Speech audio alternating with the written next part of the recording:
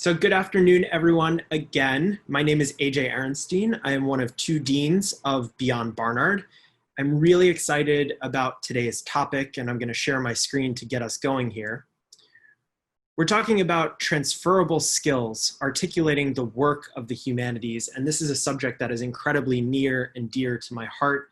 It's something that I worked on a lot when I was at the University of Chicago and actually taught a course by this same title, The Work of the Humanities.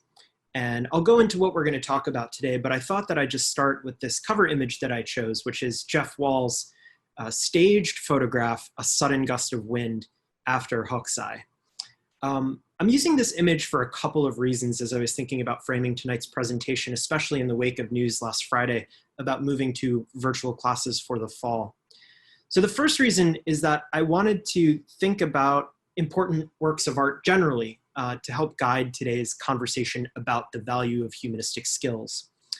As humanists, and I definitely consider myself one by training, I was a comparative literature major as an undergraduate, and I got my MA in the humanities and literature at the University of Chicago before teaching there for a little while and working there in a couple of different capacities. As humanists, we read texts, we read images, we interpret those texts and images for multiple audiences. And we think creatively about the world through the lens of texts. So my number one reason for starting with images, and there'll be images throughout today's presentation, is because I think I want to convey a shared commitment to thinking about texts, to thinking about the humanities as a set of disciplines that is interested in considering the meaning and purpose and value of textual objects, whether they're images or pieces of music or pieces of literature or fiction, etc. Second, and maybe this is already on some of your minds, Jeff Wall's image seems especially appropriate to this particular moment. A sudden gust of wind upends life. It signifies shock, a surprise. That shock or surprise can spill your papers everywhere, as our friend in the left-hand portion of the photograph has his papers being spilled everywhere.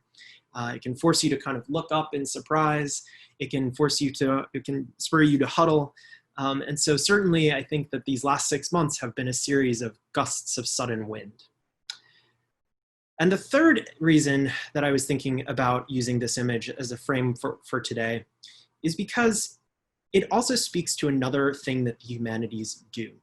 So Jeff Wall is in conversation with Hokusai, the famous Japanese wood carver, and especially his work, Travelers Caught in a Sudden Breeze at Ejiri, 1832, which is part of Hokusai's much broader portfolio of works, is one of his famous collection of works called 36 Views of Mount Fuji. One of the things that humanists do, one of the things that the humanities teach us how to do, is to put things in conversation with each other historically, creating narratives across space and across time. So one of the arguments that I've been making across the last several months is that although the sudden gusts of wind that are affecting us right now feel urgent and different than anything else that's come before us, the conversation between Jeff Wall's image and Hokusai's image shows us that while things feel new to us, there is solace, there's emotional refuge, there is a path for dealing with things often in historical objects. And I think that when I think about myself and my commitment as a humanist to people, to folks that I work with, to you all as students and alumni, I'm very often thinking about creating a sense of cohesion, of calm, of precedent, of things happening before so that we understand how to deal with them together now. So those are some of the things that are on my mind as we start. And I'm just saying that these images feel appropriate for this moment, but they also feel appropriate for the work that the humanities do generally. And one of the things that I'll do throughout today is kind of propose different things that the humanities do, not just in terms of career skills or aspects of jobs, but also in terms of your intellectual, emotional, and personal commitments to the humanistic disciplines. So I think that maybe you're coming today to talk specifically about job descriptions, to think about translating skills. It's in the title, of course, and I definitely wanted to spend a lot of our time doing that. But I also hope to suggest that the humanities are not just about the skills that you learn, they're also about a lasting commitment to these disciplines of knowledge. So as I mentioned at the top, this is part of Beyond Barnard's 2020 Summer Colloquium. And in fact, it is incredibly the very final event in this 3-month series of workshops and discussions on a range of topics. We'll have a final celebration on Thursday featuring a distinguished panel, including some humanists, thinking about how to plan, how to be resilient, how to be responsive to moments of uncertainty, and how to lead in moments of crisis. So themes that will hopefully be appropriate given the context that we find ourselves in right now. And I just want to say thanks to those of you who have come to programs. For those of you who are watching the recording, thanks for listening in throughout the last summer. We've been especially grateful for the participation of students and alumni in these programs, and they've been a lot of fun to put on. In terms of today's program, here are some of the goals that I'm hoping that we can accomplish together. So by the end of today's presentation, I'm hoping that you'll be able to reflect on the value of humanistic work seen through the lens of multiple constituencies. And I think the way to get there is to be able to describe some of the activities that you're a part of in your everyday intellectual and extracurricular life at Barnard as a list of tasks or achievements that sometimes in many ways align with your commitments as a humanist. So in order to describe, I think that the description work that I'm going to ask you to be able to try to do has to do with translating your tasks and achievements into language that is legible to multiple audiences, including other fellow humanists, but also thinking about how to translate your work both inside and outside the classroom for stakeholders like supervisors or your family or your friends outside of the humanistic disciplines. I want to think expansively about the very task of translating as a humanistic skill itself. And the last thing is I hope that you'll feel even better, and I put the even in parentheses for a reason that I'll explain in a second, feel even better about artistic and humanistic endeavors and about your intellectual commitments to them. These commitments matter. And sometimes when I advise humanists, not always, but in case this kind of anxiety is out there today, sometimes this is why folks attend events like this, there's a hesitation about the practical value of humanistic work. And I want to convey that hesitance, that concern about practical value has been around as long as the humanities themselves have been around.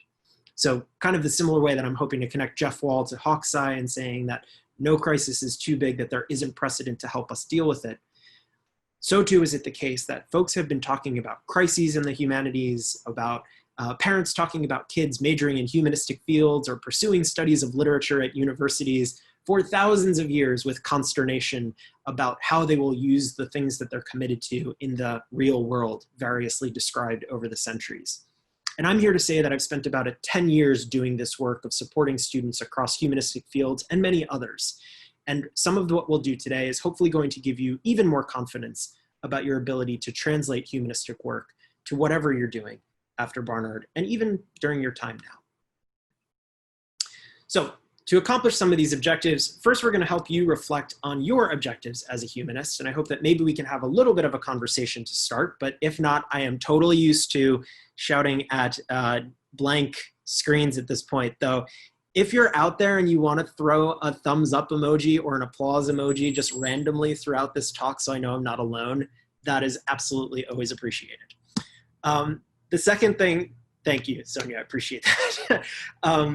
The second thing we're going to do is break down some of your activities and translate the things that you're up to as Barnard students and alumni into different skills areas, and thinking about how the work that you're doing as a humanist actually maps onto many different possible paths. Once you have this idea of how to translate your work, I'm going to start to conclude by identifying ways to funnel those skills and experiences into different possibilities for yourself in terms of careers, graduate education, and more. And I want to leave you with confidence in next steps. So when we get to questions, and I'll also talk about how you can take the course of the next few weeks and months to consider your identity as maybe a self-declared humanist, maybe as someone who's not yet majored yet in the humanities, but thinking about it. And maybe as someone who's an alumna who's been a humanist since Barnard and is thinking about ways to bring their commitments to these intellectual disciplines into many facets of their life. So first, I want to start not by talking about skills, but about your commitments and objectives as someone who studies and thinks about the humanities. And I want to make a claim again. I don't know why I started this presentation by trying to assert my expertise, but this is little me. I think I'm like 4 years old here. Look at that sweater, y'all. I have been committed to the humanities since I was a tiny person. I think I still actually fit into that sweater. For those of you who know me, I'm a fairly trim individual. And I think that if my mom found that sweater in the attic, I'm sure she still has it, I could probably still fit in it. Unfortunately, the hair is done.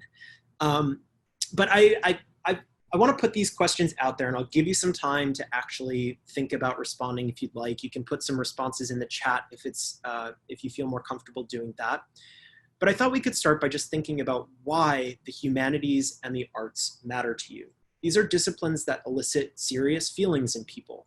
They're disciplines that also motivate serious work, but perhaps the humanities, unlike other disciplines, are more about, the study of feelings, the study of identities, the studies of biographies of individuals, the study of our commitments to the arts.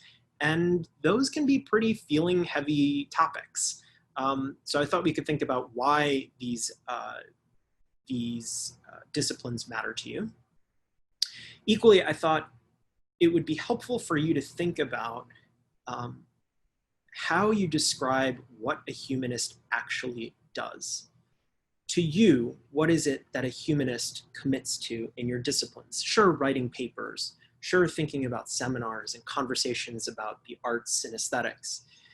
But to you, how do you describe the work of a humanist outside of the rubric of classes and seminars, outside the classroom walls? Is there a particular kind of work that you find to be essential to what a humanist does, no matter what their context is? And the last question is, what does a job, quote, in the humanities look like to you? So I'll tell you why I'm asking this question. I'm asking because often I hear that there's only a certain set of jobs that are humanistic in nature, that you must be a writer or an editor or a teacher or a PhD student. And outside of that, whatever you're talking about is not humanistic work in nature. So I'm going to give you a second to think. I'm going to try to see if I can find I don't know where my chat went. So I'm going to try to figure that out. Oh, there we go. But why don't you go ahead and think for a second. I'll go on mute. And I'm open to either come off mute and say if you're thinking a few things, or feel free to put your thoughts in chat.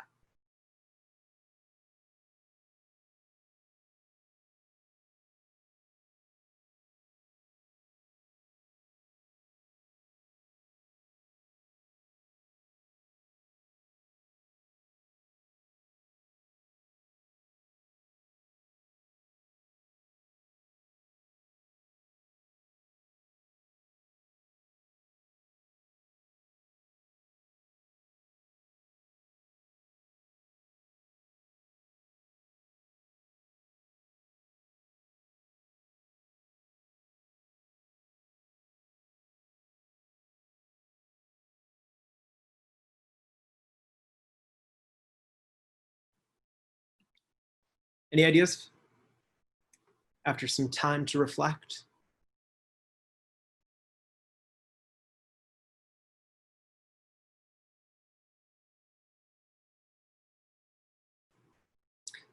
So I'll give you some of mine.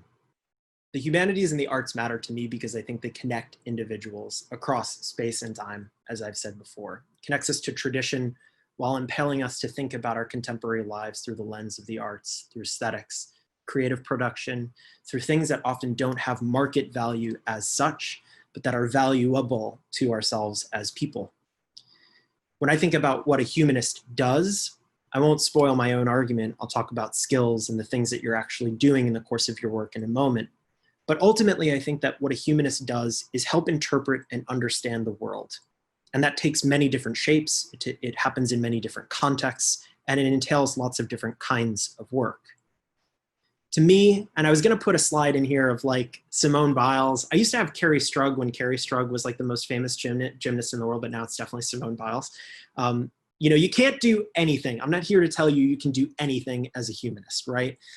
Chances are I don't recognize any of y'all's names off the top of my head from your Zoom screens, but I don't think any of y'all are competitive gymnasts. So maybe gymnastics is out for all of us at this point.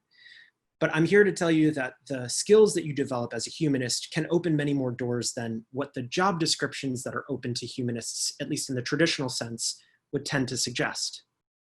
So, and here's Cindy Sherman's film still number 21, which I thought was appropriate here. Instead of asking what jobs do humanists do, I like to think about what roles humanists play.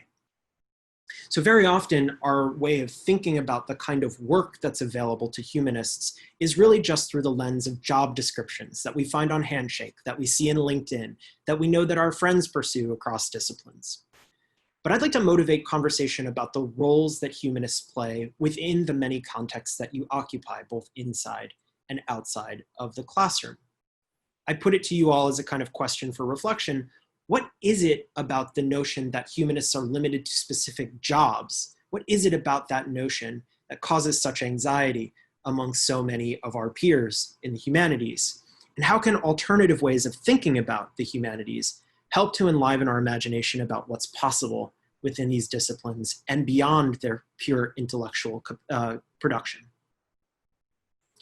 To approach this conceptual question, what I want to do next is to break down the kinds of activities that you are engaged in as humanists, whether you know it or not, whether you do so consciously or perhaps unconsciously, in the context of both your classroom and extracurricular lives. To do that, I'm going to call upon two of my most favorite recent portraits, and just because it's the Democratic National Convention this week and Michelle Obama spoke last night, I thought Amy Sherald's portrait, Michelle LaVaughn Robinson Obama. I love the title of the portrait, which includes her entire name. I love the fabric in the portrait because it speaks to labor that has traditionally been defined as women's work, especially in the feminist movements of the 1970s, which tried to retake women's work as art that belonged in the museum and in the gallery. And it clothes a strong Black woman in that product of traditional women's work in a powerful pose that's reminiscent of everything from Rodin to portraits of the Madonna from the 16th, 15th, and 14th century. So I'm here to ask what you are versus what you do. And I want to make the claim that humanists are not about necessarily just an identity category. They're not about being a humanist. They're about doing the humanities. And first I want to think about this question of what you do versus what you are in the context of academic work. Specifically in humanistic disciplines, breaking down academic work into research, which can include dealing with primary resources, archive material. It can deal with secondary texts and engaging with scholars who have previously engaged with similar kinds of materials. You're writing as a humanist constantly, writing papers upon papers upon papers. You're thinking critically. And I want to think also about the space of the seminar room, of the discussion, which is the kind of groundwork or the foundation of humanistic intellectual production at the undergraduate level. So first, let's think about research. When you talk about humanistic research, what you're really thinking about is your capacity to analyze objects and evidence. What you analyze could be paintings, it could be pieces of music, it could be literary texts. But I think that very often the STEM disciplines are the ones that get all of the credit for analytical work, for thinking about how the world works through the lens of evidence. But as you know from your work in the classroom, the humanistic disciplines have their own rules for how to analyze objects and how to use evidence to create arguments. So I would suggest that research is partially about analysis. Your work is also about traveling domestically, potentially internationally, when we're all able to get on planes and trains and automobiles again. But going to museums, going to archives, connecting with primary source material, both here in the US and abroad, to understand cross-cultural conversations, to understand how different texts speak to one another across national and international boundaries. Your research work is about managing short and long-term projects. This is a really key one to translate, especially for the context of employment. Employers don't necessarily care whether you are an English major or a sociology major or a chemistry major if what you can do is argue that part of your work is managing projects. So think about the task of managing a long-term research project where you need to identify sources, think about how to acquire the necessary materials that you need to make an argument, connect with faculty, alumni, other students, and other advisors to understand how this argument could potentially work. And you need to write that project. You need to meet deadlines. You need to present on your work, and you may, in some cases, publish that work. The task of research, the task of conducting research in the humanities, is about knowing how to break up a really large project into its component parts. For those of you who may be alumni, think about breaking up your thesis project as a senior into a long-term, or describing your thesis project as a year-long project that required your ability to segment your labor, to assign effort to particular pieces of work at particular moments, and then to produce a final product. This is about project management. So of course, part of that is meeting regular deadlines. You know how to be detail-oriented and how to meet the stringent structured deadlines of faculty, of other peers. If you're doing group work, if you're doing individual work, you know how to meet deadlines on the way to producing work. That work is often self-directed. So you'll see lots of job descriptions say that they want someone who's a self-starter or someone who's organized and able to complete tasks independently. So much of humanistic scholarship is independent. We'll talk about how it's also collaborative in a moment, but you as humanists have the ability to conduct research independently and therefore drive your own workflow in the completion of a project. And the last part of research here is presenting and sometimes publishing that work. So humanists tend to have really strong presentation skills because so much of your work is not only orally presenting arguments, but also showing people images of the objects that you're studying, of understanding how to use multimedia in order to make a strong claim that's compelling to individuals from across disciplines. How are we doing so far? Applause or thumbs up? I wish there was a thumbs down. You could give me a thumbs down if there was one. All right, a couple. Thinking about your academic work as writing. And I should say, I don't know, I'll pause here for just a second to do an aside. There's so many different articles that you will read on the interwebs about the great virtue of the transferable skills of the humanities. And they typically come down to writing, research, critical thinking, and collaboration. What I'm trying to do in these slides here is to push beyond those general buckets, to break down these rather vague and kind of rah-rah sounding, I think kind of empty categories, and to try to fill them with the specific things that you're doing as a humanist that add up to, in this case, writing. So what does it mean to write as a humanist? Well, think, first of all, it means that you know how to tailor arguments to specific audiences. Humanists are trained to think specifically about individual reader goals, about individual reader skepticisms, about individual readers' perspectives, and then write your argument to that audience. This is an incredibly valuable skill, no matter whether you are deciding to go into a master's or a PhD program, or whether you're deciding to, let's say, manage social media content for a company, or trying to write copy for an advertising firm, or whether you go into development and think about how to write grant proposals to donors. Tailoring arguments to audiences is probably the cornerstone of strong humanistic argumentation. All of the writing that you do as a humanist is argumentative. All of it is embedded in the task of making a claim, of taking evidence that you curate, and I'll just start pulling some of the other parts of humanistic writing from the bullet points here. You condense and curate evidence. You know how to choose the right piece of evidence to make a claim. This is very different than other kinds of writing in other kinds of disciplines, right? So where some push back on the humanities because they're subjective or they're not verifiably true, what I would argue is that humanists, more so than any other set of disciplines, know how to leverage evidence to make an argument that is convincing depending upon the audience and depending on your objective as a writer. Argumentative writing is where we live, and it's a skill that we hone in our coursework.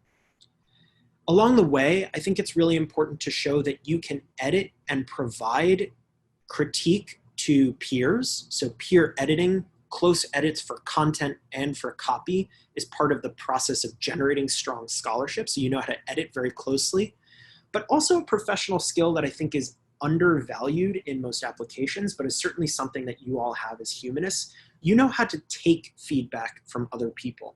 For creative writers among us, perhaps you may have participated in workshops before where you sit quietly while other people talk about your work in front of you.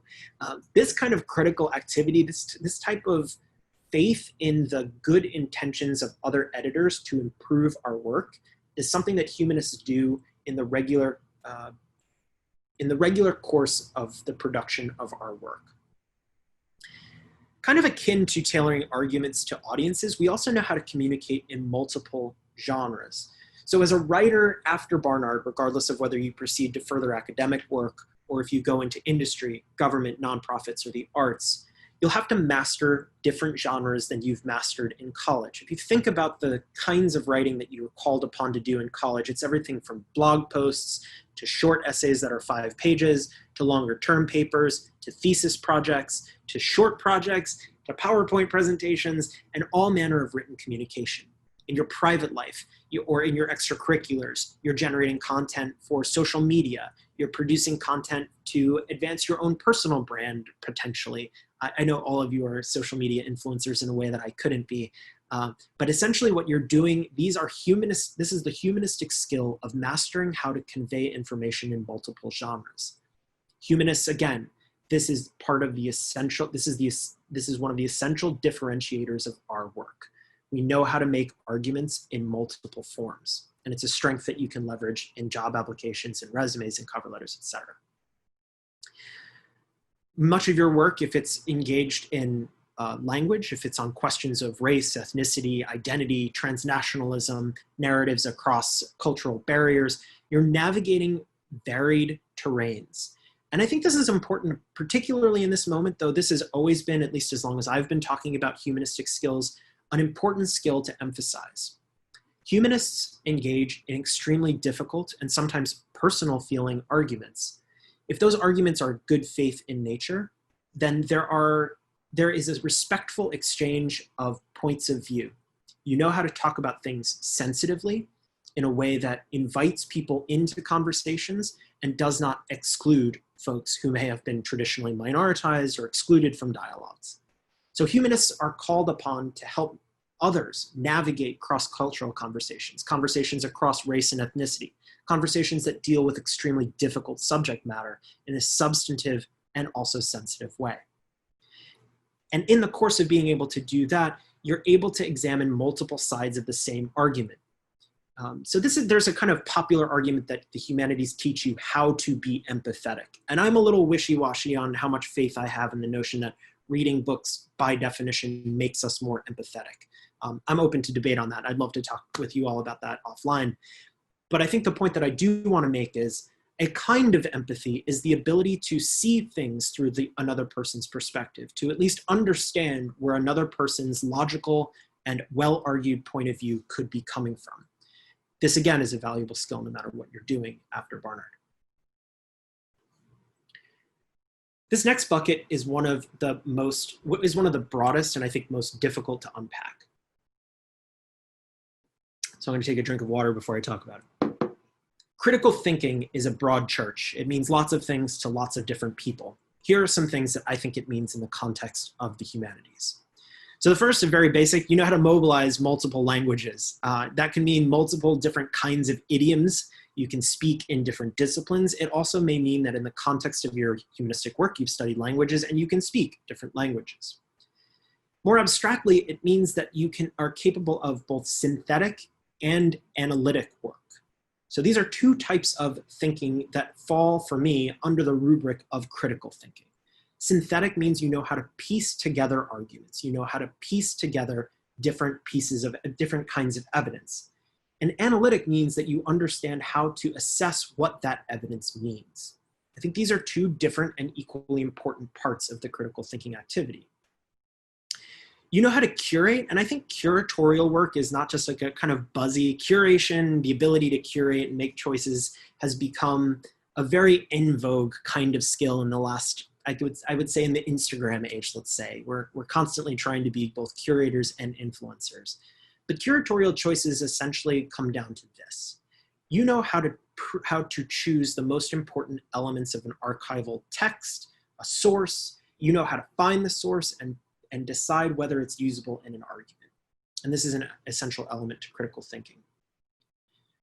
The last two, I think, are important, and they are, again, I think, relatively undervalued until we talk about them specifically. So I actually want to talk about simplification. Humanists need to know how to be efficient in their writing. They need to know how to meet the word limit, meet the page count. They need to know how to make sure that their argument is efficient enough to carry the reader along for the entirety of it. So you, as humanists, are constantly being trained to simplify, boil down, make it concretely clear how an argument works. And that involves elements of critical thinking as well. The last part is, I think, not as much talked about as critical thinking, writing, and research. But the space of the seminar itself is worth thinking about, especially when you talk about preparing for interview questions about your capacities as a team player, as a collaborator, as someone who knows how to work together towards a common end. In the space of the humanistic seminar, you're constantly negotiating arguments with your fellow humanists. Arguing is not de facto a bad thing in the course of a humanities seminar. Arguing respectfully around different points of view is in fact the purpose of these kind of critical collaborative conversations. So kind of like the way that you are able to offer and take feedback in written form, seminar is also about listening, responding to feedback, and producing a kind of forward motion in seminar. I'm sure we've all been in seminars where there's that person who hogs up all the air. I'm sure we've been in seminars where it doesn't feel like the end of the conversation has moved us anywhere forward, and yet some important work has been done. And that work is all about listening, responding, critiquing, probing, asking questions that try to refine arguments.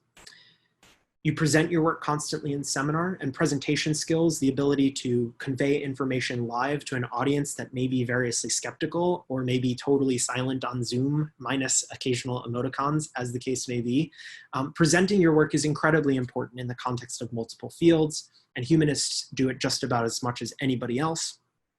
And I think the final thing is collaboratively constructing claims. So in seminar, you are, whether you know it or not, working together to try to probe at different potential meanings that a text can offer.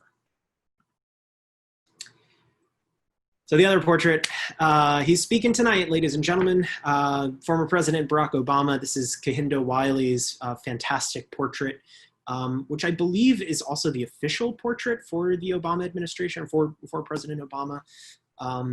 So these two, the Barack Obama and Michelle Obama portraits, I think are supposed to really be in dialogue with each other. When they sit next to each other, they're really something to see. But what kind of work are you doing in your extracurricular lives that might also be humanistic skills? So I would encourage you to think about yourself not as a humanist part of the time and only when you're engaged in specifically disciplinary work in the classroom, but also to reflect on how you bring humanistic skills to your teaching and tutoring commitments, to your leadership roles in a variety of student organizations, or perhaps organizations that take place outside of campus. And then also to start to think about how, when you are working in other contexts entirely divorced from the strict structure of humanistic work, how are you still a humanist? How do you still feel yourself responding to some kind of humanistic exigency in the way that you comport yourself in doing the work?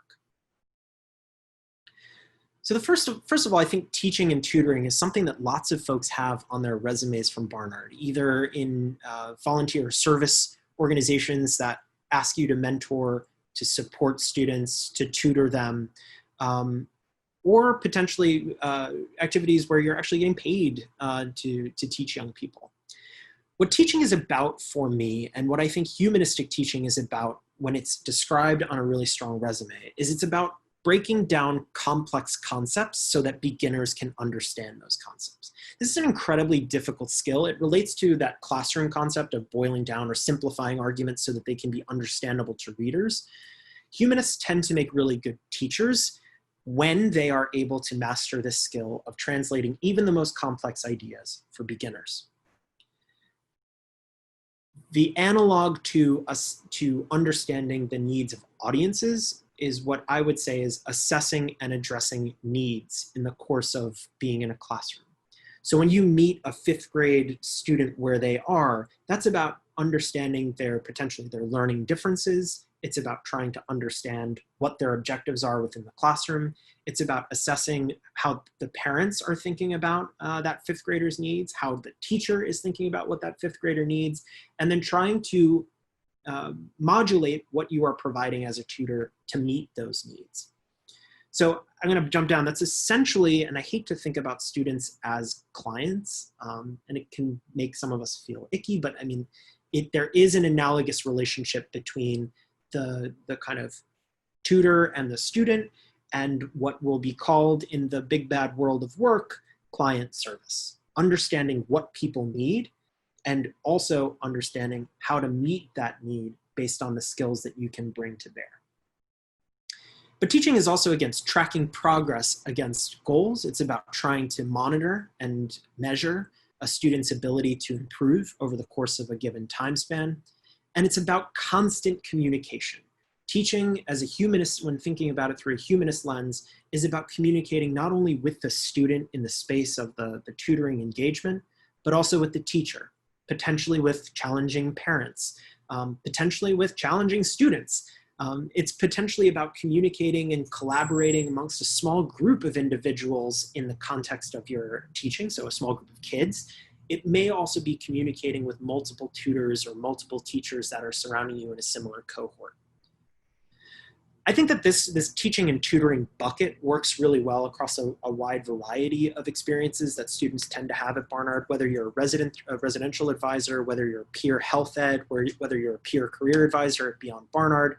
Teaching, tutoring, helping folks understand how to master a skill or helping to mentor them is all about humanistic skills that you're actually developing in the context of your coursework. It's just that we don't often think about it that way. Similarly, what kinds of humanistic skills are you leveraging in your leadership of other kinds of organizations? So not teaching and tutoring, but instead, let's say, serving on the e-board of a cultural institution or an identity-based student group on campus. So think back to humanists being strong writers, communicators again. So crafting social content, getting your message out, promoting events, being able to speak to multiple constituencies in a language that's appropriate to those constituencies is all about a humanistic skill that you're leveraging in the course of your leadership. So promoting events to multiple audiences, presenting at those events to audiences, humanists always make the best and worst moderators. Actually, I would put it this way. Humanists make great moderators and terrible panelists, because as moderators, they can put together arguments of different people in the panel. As speakers, they always love to talk more than just about everybody else. If you hear a chemist talk and then you hear an English major talk about whatever topic, you'll know which one is which pretty quickly. So that facilitating meetings, organizing groups, making sure that people stay on task, that they respect each other's opinions. Humanists know how to coordinate the productive feedback of multiple individuals into the space of meetings. And I think that again, like that project management bucket that humanists are good at in the management of their academic work also goes to running a good meeting. I've always been so impressed with Barnard students who, no matter what institution or organizational meeting I go to, begins with setting expectations and rules, and in an incredibly productive way. It's just in the water at Barnard generally, but as humanists, I think you're especially adept at identifying what people want to accomplish in a meeting, keeping people on task, and making sure that multiple voices are heard in the context of conversations. These are skills that are especially important in today's workforce, in today's workplace, which has become, in a very positive way, ever more respectful about making sure that more voices are included in all meetings and arguments. So I kind of want to put it to you as a final, where are you a humanist in the context of your extracurricular work? I would ask you to reflect, where do you stretch yourself? Where do you feel like you are most outside of your work as a humanist? And what is it about your training intellectually that prepares you for those moments? What conventions, and this is kind of the flip side, what conventions do you challenge in your activities? So where do you think that it is unexpected for you to be a humanist? Where do people say, oh, there, you know, she's the English major in the bunch? What are the places where other people are surprised to see you as a humanist? And how do you subvert the convention or the expectation? And the last question is, how are you bringing your whole self to all of the activities that you are participating in? How is it that you feel yourself leveraging a particularly humanistic skill in the course of a student activity or a professional activity? I want to kind of step back for a second, though, and say, and this is Diego Rivera's Detroit Industry Murals. I don't want to oversell that the humanities disciplines are simply skill factories. I understand and have talked with faculty and with students alike about the fact that there's something irrational, which is to say not rational, which is thought of a different way, not market-oriented. And it's interesting the ways that these are conflated in kind of capitalistic dialogue about what counts as rational, what counts as irrational. Here's what I'm trying to say here. There is something about your affection for art, for literature, for music, for aesthetics, that openly acknowledges that there is not a particular market value. And I think you should embrace that part of being a humanist. I think it's important to identify which skills you can translate for multiple audiences and where your commitments to these disciplines actually makes you a substantively different candidate than others, than other individuals. To think of the humanities not as merely instrumental, but as instrumentalizable when you need to instrumentalize, and something that is radical. The study of the humanities can be thought of as radical because there are parts of our commitments to humanistic endeavors that have no market value. And for folks like Stanley Fish, for example, if you read his work on the value of the humanities, this is part of the value of humanistic work, that there's a part of these commitments that cannot be yoked to any final value. So that said, I don't mean to make that like, oh, wait a minute. Is there really no value to humanistic work? No, I hope I've made a convincing argument already that no matter what you want to do, no matter what kind of job you want to pursue, there are ways to translate humanistic skills to fit the job description that might be in front of you. I've merely also been arguing that it's important not to reduce humanistic work to those job descriptions. That it is equally important for you to reflect on your personal commitment to the humanities to understand how you're bringing your whole self to different kinds of contexts. So as a kind of homework, as a kind of way of thinking about how to do this work, I'd love for you to go home and think about how you would describe the value of your humanistic work. I keep saying go home, but I imagine you're like also already home. How you would describe humanistic work to a friend who's in the sciences. How might your articulation of the value of your work be different if you were talking directly to a faculty member in your department? How might you change your argument if you were talking to your family? The prototypical example is, how do I talk to my grandparents about my commitment to the humanities at Thanksgiving dinner, potentially by Zoom this year? The common question, and even a book written about this, was, you know, so what are you going to do with that? Well, hopefully after today's conversation, you can start to articulate some of the skills that you're developing in the courses and then quickly run away. And I guess if it's on Zoom, you'll have a much easier time running away from your people in your family who are asking your these questions this year. But no matter what, you can give a good argument and then go into the next room and get more turkey. How would you, by contrast, argue or maybe similar, how would you argue the value of your work to a potential employer, to yourself?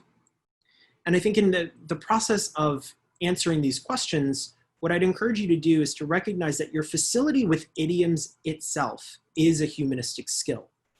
Your skill of translating your work for different audiences is itself one of the skills of the humanities.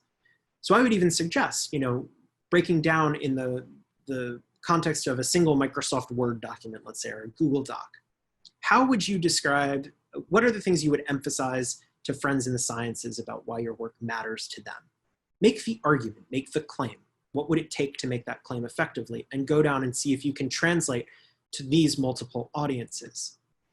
Alternatively, you could not take my word for it, but instead talk with any of these Barnard humanists. And one of the things I wanted to start to think about leaving you on before we open it up for questions is I was able to find last night literally scores of humanists from across disciplines, from across backgrounds, from across geographic locations, from across industries, folks that did the humanities at Barnard and are working in places as diverse as Google, law firms, foundations in development, consultancies. They're doing editorial work at places like Bustle. They're PhD candidates in film studies and in Romance languages. They're working at record labels, publishing houses, large multinationals, consumer packaged goods companies, museums, of course. They're working as teachers. They're working as doctors. They're working across all of these fields. One of the things that we're constantly emphasizing at Beyond Barnard is the importance of testing out your theme, your capacities to describe your skills, testing out different places you can leverage your academic work by connecting with alumni who are in different places. If you ever need proof that humanists can do just about anything after Barnard, the number one place to start is by looking at where the alumni from this institution go. But at the same time, one of my favorite, Roy Lichtenstein's Drowning Girl, I hope that you'll continue to connect with Beyond Barnard. So I think that in the past, well before maybe even some of you were at Barnard, there was an expectation that career services or the support for career exploration was only for individuals who were pursuing certain kinds of industries, only for people, in other words, who were going into finance and consulting after majoring in specific fields. And if you're a humanist and you want to go into those fields, I'm happy to have that conversation with you. But I also want to make a pitch today that coming over to Beyond Barnard is a place where you can meet staff who are able to support humanists in translating their skills from multiple different kinds of industries. So that no matter what, if you are intending on graduate school in the humanities, and you should totally, if you didn't get a chance last week, take a look at some of the content from summer colloquium events in Graduate Humanities Week. We had a great series of events about that set of endeavors.